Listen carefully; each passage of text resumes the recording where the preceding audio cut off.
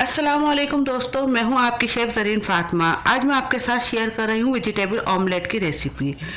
ये ऑमलेट आप ज़रूर ट्राई कीजिएगा, बहुत हेल्दी है। ये बच्चों को आप लंच बॉक्स में भी दे सकते हैं, सुबह के नाश्ते में भी आप इसको ले सकते हैं। बहुत ज़्यादा हेल्पफुल है ये।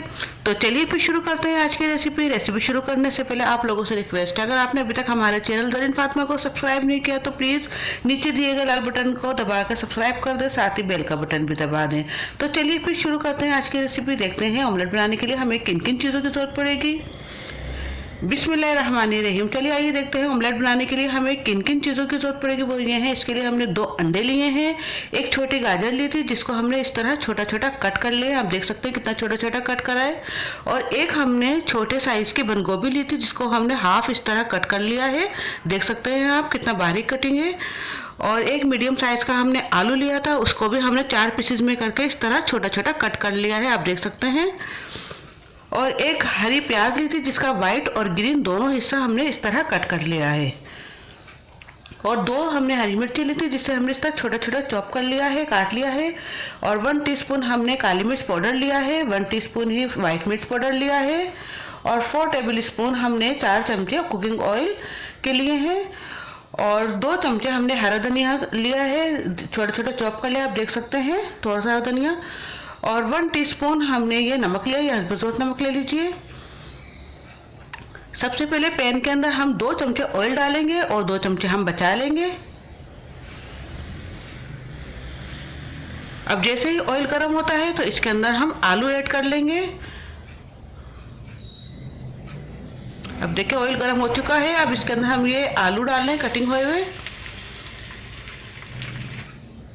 और अब इसके अंदर हम ये गाजरी भी ऐड कर देंगे। तकरीबन इन दोनों को ऐड करने के बाद हमने 1 मिनट के लिए थोड़ा सा कुक करना है। फिर बाकी की वेजिटेबल हम बाद में ऐड करेंगे क्योंकि ये थोड़ी सी बंद गोभी और हरे प्याज के मुकाबले में थोड़ी सी हार्ड होती है, इसलिए हमने इसको सिर्फ 1 मिनट पहले हल्का सा फ्राई करना है, बाकी फिर हमने बाद में ऐड करेंगे। अब हम बंद गोभी ऐड कर रहे हैं इसके अंदर और साथ ही हमने ये ग्रीन प्याज भी ऐड कर दी। ये डालने के बाद तकरीबन हमने इसको ज़्यादा कुक नहीं करना, 30 सेकेंड ही हमने इसको हल्का सा कुक करना है, फिर हमने इसे उतार लेना है क्योंकि ज़्यादा कुक होगा तो ये बहुत ज़्यादा सॉफ्ट हो जाएगा और वो मज़ा नहीं रहता फिर उसके अंदर। अब ये देखिए ये हो चुका है। अब इसको हम उतार के ठंडा कर लेंगे, प्लेट में निकाल लेंगे। अब इसको हमने टोटली ठंडा करना है। अब हमने अंडे तोड़ लेने हैं और बाकी के जितने भी इंग्रेडिएंट्स हैं सब इसमें ऐड कर देंगे। अंडे डाल दिए हमने और साथ ही हमने वाइट मिर्च और ब्लैक मिर्च और नमक और जितनी भी चीज़ें थी सब हमने इसमें ऐड कर दी। हरा धनिया, हरी मिर्ची सब ऐड करके अच्छी तरह हम इसको इस तरीके से फेंट लेंगे। ये हो चुका है। अब इसके अंदर बिल्कुल ये ठंडी हुई कर ली है हमने, जितनी भी वेजिटेबल थी वो हम ऐड करेंगे, वरना ये कुक हो सकते हैं अंडे के साथ, इसलिए बिल्कुल टोटली हमने इसको ठंडा करके ही ऐड करना है। और हम ये डालने के बाद इसको अच्छे से मिक्स कर लेंगे।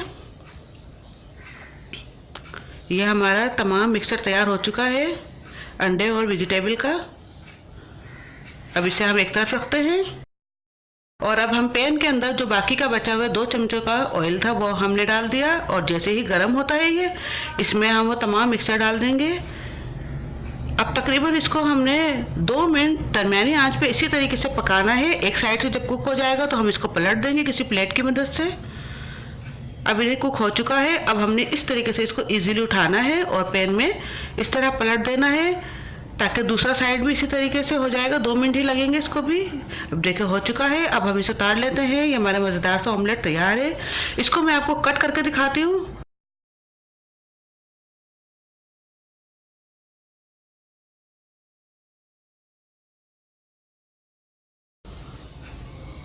तो देखा आपने कितना झटपट हमने ये अपना वेजिटेबल ऑमलेट तैयार करा है। उम्मीद है आपको मेरी आज की रेसिपी पसंद आई होगी। अगर पसंद आए तो मेरी रेसिपीज़ को लाइक कीजिए और शेयर कीजिए अपने दोस्तों के साथ और सब्सक्राइब करना बिल्कुल भी मत भूलिए। और कमेंट्स करके मुझे ज़रूर बताइएगा कि आपको मेरी आज की रेसिपी कैसी लगी। लेकिन आप इसको ज़रूर ट्राई कीजिएगा और दुआओं में याद रखना। अब अपनी शेफ़ ज़रीन फ़ातिमा को इजाज़त दीजिए। अल्लाह हाफिज़।